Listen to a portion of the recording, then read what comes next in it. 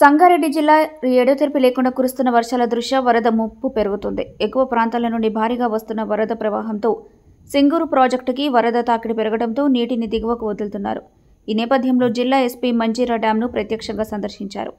నీటి మట్టం, డ్యాం సామర్థ్యం, వరద పరిస్థితులపై అధికారులు ఇచ్చిన వివరాలను ఎస్పీ పరిశీలించారు.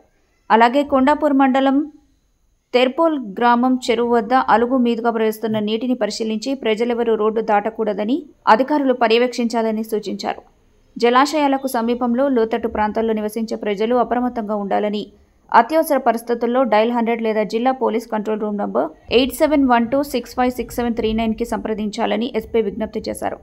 ఈ సందర్శనలో DSP Sattaiah Goud, town inspector Ramesh, Kondapur CI Suman Kumar, SI Someshwari, irrigation అధికారులు తదితరులు పాల్గొన్నారు.